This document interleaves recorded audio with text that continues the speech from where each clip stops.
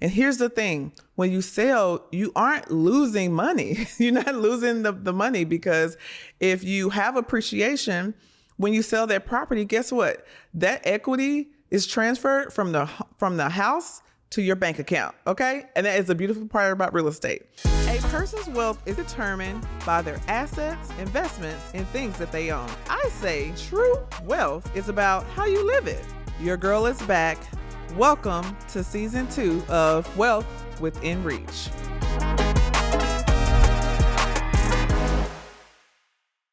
Welcome back to another episode of Wealth Within Reach. And today we have a really good solo episode. So let's check it out.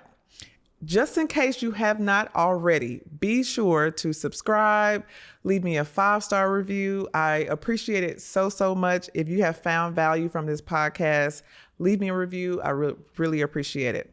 Okay, let's get into it. So many people are in a situation where maybe you purchased a home in the last 3 years. You know, real estate investing has become so sexy these last 3 to 4 years, right? We are flooded with information constantly on our social media. And some of you guys have taken the leap and purchased, one or a couple properties. And now property expenses are kicking our butts. Okay. And this episode, if you're here and you're trying to figure out if you should keep your property or if you should sell it, this episode is for you. So let's get into it. So within the last, I would say 3 years post-COVID, we've seen a huge increase in property appreciation. And I mean, some cities seen even from a 30 to 40% increase in value, which is huge. But with the increase in value, we also had an increase of cost of labor, cost of goods. Like, for example, I built a house. Let's see, we started building our house in 2019, okay? And we actually moved into the house in 2020. The cost to build at the time was around $300,000. I have a friend who built a very similar house to mine right around the corner, and he started building in 2021 and finished building in 2022, and his costs were literally double, okay? And he is a contractor. And so by him being a contractor, he was able to save money on costs, but just simply because the cost of labor is more expensive, the cost of materials, and sometimes double, because, the shipping from overseas, all of those things play a factor into inflation. And so it has become much more expensive to be a landlord. And some of you are really in the place of you're trying to figure out, okay, I'm not making as much money as I thought I was. My bookings are now down with Airbnb. I have a midterm rental, but the nursing vouchers aren't as high as they were, previously. And you're really trying to evaluate what you should do next. But what I want to help you do is, before you just sell your property and sell any potential equity to cash out and do something else, I want to walk you through 7 steps that I want you to consider first that will help you to determine if that is the right move for you. Okay. One of the things to realize is we invest in real estate not to just own buildings, not to say that we have 3 doors, 4 doors. We invest in real estate so that we're able to make money, so that we're able to then have additional time, okay? Time freedom. That is the ultimate goal, okay? And so I want you to realize, I don't want you to get like emotional and stuck on owning X amount of doors or, being emotionally attached to this property. At the end of the day, this property, this asset the reason why it's an asset is because it should be working for you, okay? And what I mean by working for you is, depending on what you have going on in your life, it should be serving you in some type of way. Whether it is serving you to provide you future financial options because you have this property, it's paying for itself by your tenant or your guests paying the expenses every month.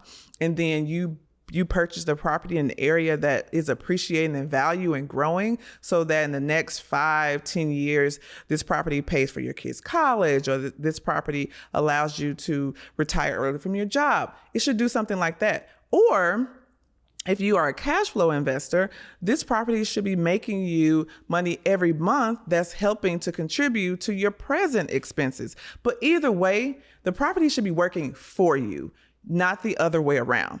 If you're in a situation and this could let you know, this is an indication that something needs to change.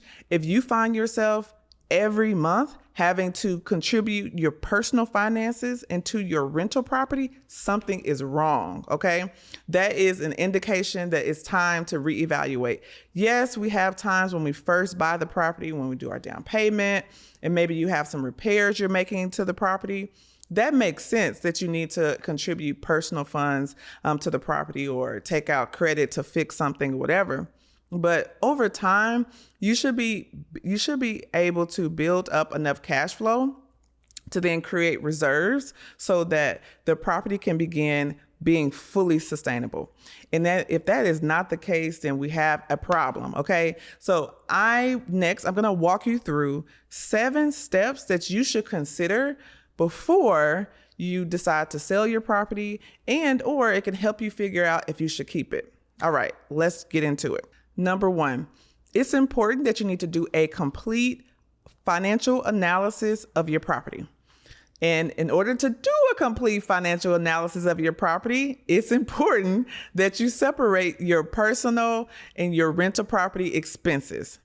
At the end of the day, owning real estate is not a hobby. Yeah, you may like it, but it's not a hobby. You're running a business. So it's important that you separate your personal and your business. I'm going to say rental business, because if you own an asset that you're making money from, that is considered a business.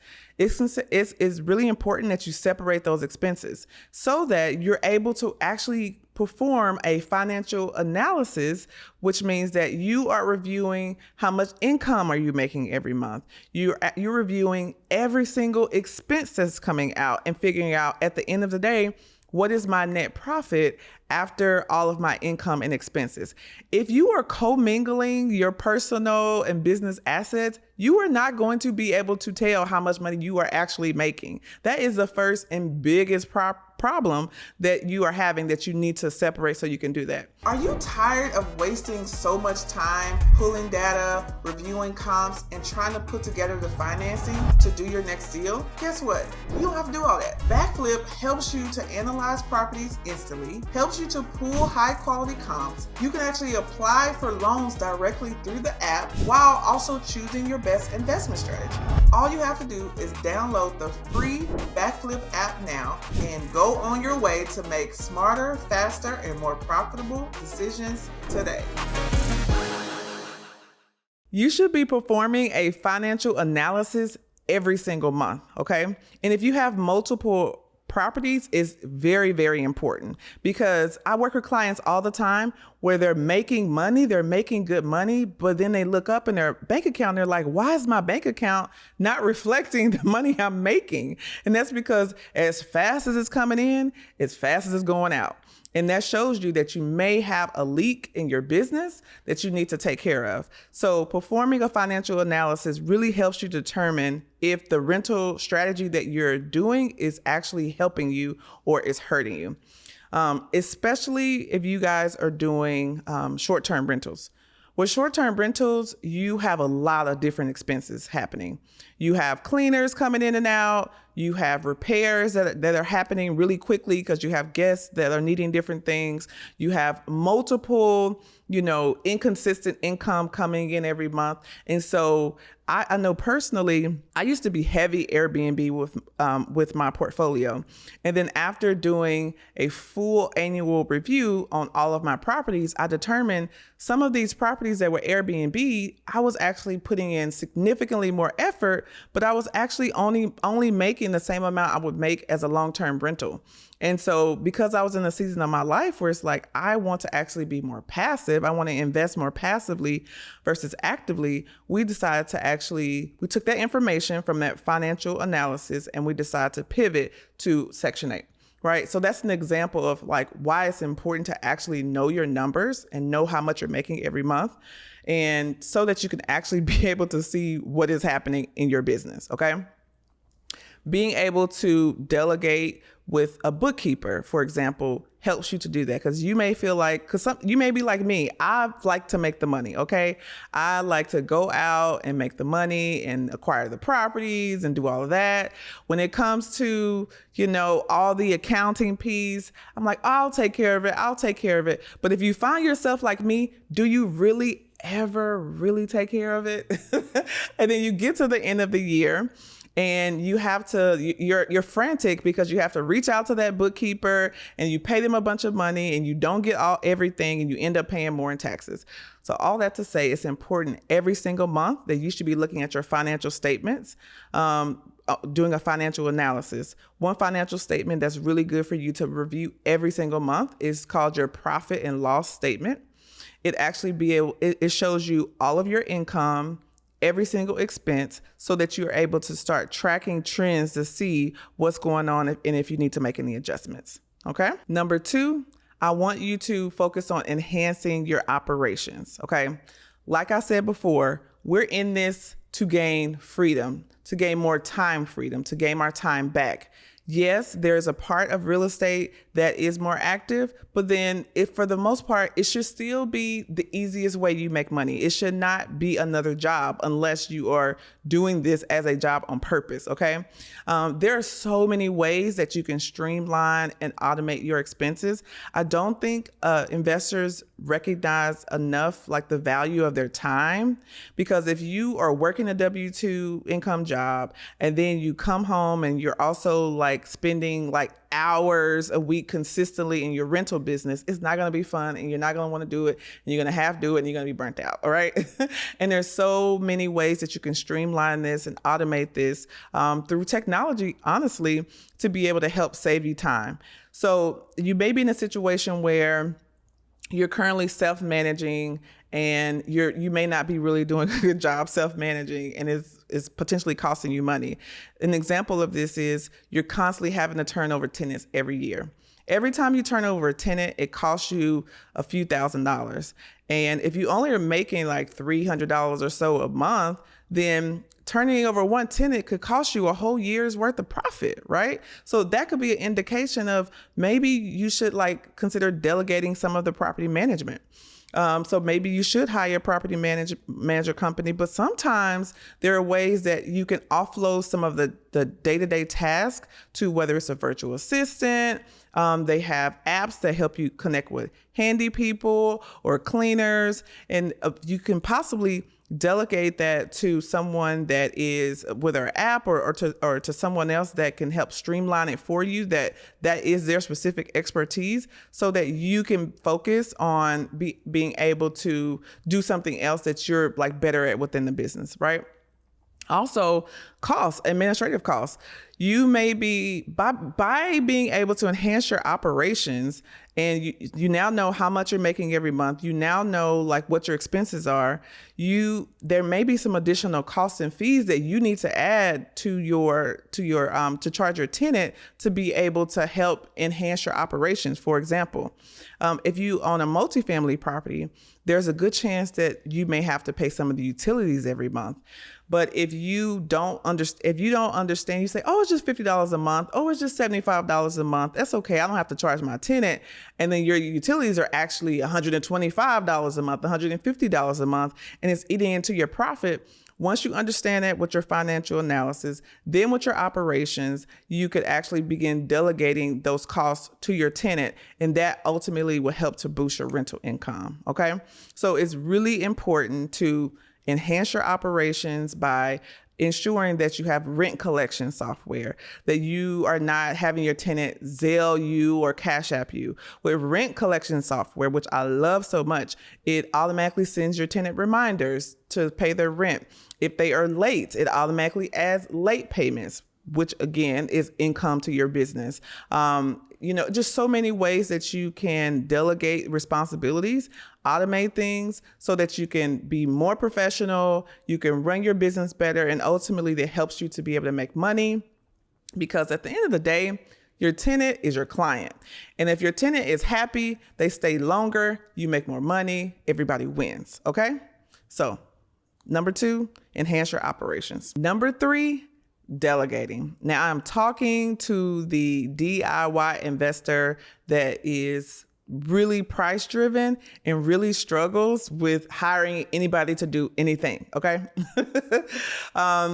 You may be wanting to do like, you may be, the budget may be so tight that you want to paint, you want to do, the cleaning, you want to do everything in your property, but you are running yourself ragged. And because you are doing a lot of little things and not really succeeding at being an expert at just maybe 1 or 2 things, you're doing an okay job at a few things versus delegating to someone who does a really good job at those things so that you can focus and go and be excellent at what you do well, right? And so again, it's an example with maybe managing your accounting. This is an example of guest communication. You can actually hire a virtual assistant to help you with guest communication if you don't have the type of availability to respond quickly. If you're finding that you're getting a slow response with your guests on Airbnb, that can be an example of that. If you are in a situation where you really need to, you're burnt out from tenants and you're like, okay, I am really having a hard time filling these vacancies. I've had these properties listed for months. I'm not getting any hits. Like, what am I doing wrong? It may be a time to hire a property manager. There's someone that literally does this full time. That is all that they do. They may be able to come up with better strategies to market your property to help you reduce vacancies. Okay. So it may not be that you need to sell this property. You may just need to pivot to using experts who ultimately should pay for themselves. Like if you're paying a property manager 10%, 8%, then they should be working for you essentially to help pay for the money that you are investing in them. And so it's really important. And that's why I love being around other investors. And I stress the importance of community, because when you're around other investors and you're hearing other people's story and you're figuring out like, how are you doing this? And how are you handling this? And when this comes up, what are you doing? It really does help you to like ease the stress, because you're able to learn from others instead of having to, learn the hard way. Because at the end of the day, you're going to pay one way or the other. You're either going to pay through making mistakes with experiences, or you're going to pay for knowledge, or you're going to be willing to sacrifice to get in the room and learn from other people. So I really don't want you guys to be out here struggling, because the harder it is, the more you are not going to want to do it. And you're going to miss out on the future benefits of being able to invest in real estate. So delegate. Did you know that not only am I a real estate investor, but I am also a licensed real estate agent, and I have a team of investor-friendly agents here in Atlanta too. My agents are amazing, and we help people buy, sell, and invest in real estate all over the Atlanta area. So if you are thinking about buying, selling, or investing in the Atlanta area, you can book a free 15-minute consultation with one of my agents, and we can figure out where you need to be. Go to the link down below and book your call. Number 4, you're re-examining your finances quarterly, and you're comparing your rental strategy to other outside rental strategies. So, of course, every month you're reviewing to make sure you understand how much your net profit is. And also, your property should have goals. They should have goals every month according to what your ultimate goal is. If your ultimate goal is that you want to be able to have $5,000 in cash flow in the next 5 years, then you should have an annual income cash flow goal. Then it should be okay, I should be making $1,000 per property. I should be adding cash flow of $1,000 per property per year for each property, right? So that's $12,000 a year. So according to that, how much should the property be making each month? I mean, you should really drill it down to that. It's not emotional. It's fully about numbers, because ultimately, again, your goal is to be able to increase your income so that you can do the things that you want to do with the money that you're making in real estate, right? So If you are reviewing your finances for like 3 months consistently, and your goal is to make a net cash flow of $700 every month, but you're consistently making $350, there's a problem here. So each quarter, then you need to be having a conversation, looking at your local market, saying, okay, how much are properties going for on the long-term side? Okay, how much are properties going for midterm? Okay, I'm doing short-term and I'm consistently, making less than what I anticipated. Maybe I need to pivot, or maybe I'm going to try it one more quarter to be able to see, what's going on. And you may say like, that sounds good, but when do I have time to do that? I like to do what's called a CEO retreat. Sometimes I can leave and, go away for like a quarter, for a day. And sometimes I just have to put it on my calendar and say, this is the time to do a financial review, to do my CEO day. And that's when you are able to work on your business instead of in your business. And these are one of the things, this move, working on your business versus in your business, is what really, really drives, this is what really makes the most impact with your rental portfolio, being able to take time to look at things from a 50-foot point of view versus just while you're in the day-to-day. Because again, yeah, cool. We want to do hospitality. We want to like offer guests snacks. Okay. But if we're not making money, what are we doing? Okay. So, unless you just got it like that and you retire and you do this for fun, but most of us are not. Okay. We are out here with goals. All right. And so reviewing that every month, every quarter, to just do a full overview is important. Maybe you recognize, oh man, I keep having plumbing issues. I've called this plumber out 3 months in a row. Maybe there's a bigger issue because I paid him $250 last month for a plumbing issue, another $250 this month. Maybe there's something deeper that we need to look into that's going to prevent, being able to take from our cash flow. It's kind of like when you have a used car and you get to the point where you look at, okay, this car is paid for in cash, but I'm putting so much money into it every month that I might as well potentially get a new car if I'm going to pay for repairs every month. It's kind of the same thing with homes. You need to be able to use, in order, again, back to separating expenses from personal from business, reviewing it every month, seeing what the income expenses are, and then doing a full review. It really helps you to make decisions. You guys tracking with me? We are making decisions not based off of just emotions, what I feel like, what somebody else said, what my mama said. We're making decisions based off of data. Okay. That's how you move from being just like side hustle hobby to I'm the CEO of my rental business. Okay. So that is really important. I want us to understand that and to be able to really like look at those numbers so that informs the decisions that we make. Number 5, invest in preventative maintenance. Owning a rental property, the more you can be proactive versus reactive is key. Okay. If we're constantly feeling like something is coming up and we're feeling stressed, oh my gosh, this happened again. Oh my gosh, this is a leak then. Oh my gosh, that's a sign that you are being reactive.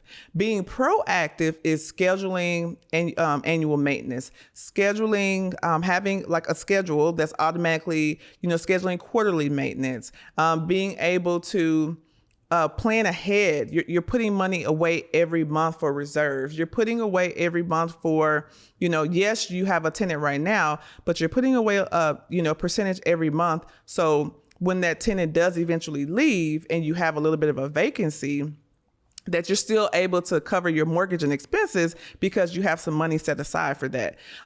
Maybe that roof is going to need to be replaced in 5 years. So you're putting away a little bit of money every month.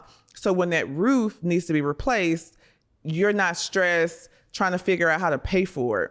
The more you can move from being reactive to proactive and begin investing in preventative maintenance, not only does that help to reduce your stress being a landlord, but that helps you to also extend the life of your property. It helps you to be able to, and reduce your repair costs. Because if you're able to reduce your repair costs, guess what? you're able to make more money every month. Especially when you're buying properties that are already renovated, like depending your cost with the property every month is dependent on the previous person's renovations. I personally, that's why I like to value add. I like to buy properties and invest in the renovations myself, because I found now, being an investor for, investing for over 9 years, my repair costs are really low because I know that I renovated the property and I did everything I was supposed to do.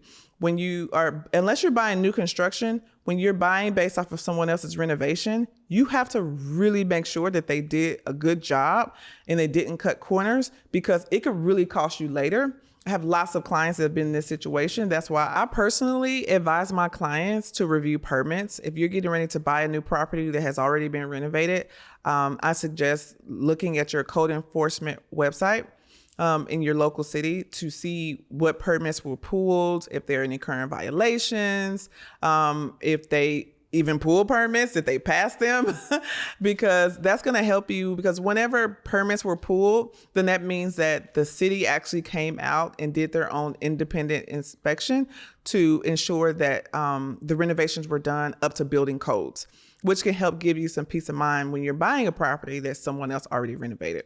I'm giving y'all the gems today, okay? I'm giving y'all gems that I only tell my clients, okay? So I'm gonna need y'all to pay attention to this, okay? All right. Number 6, we are almost there. And I kind of already mentioned this, but try to figure out a way to strategize to retain tenants.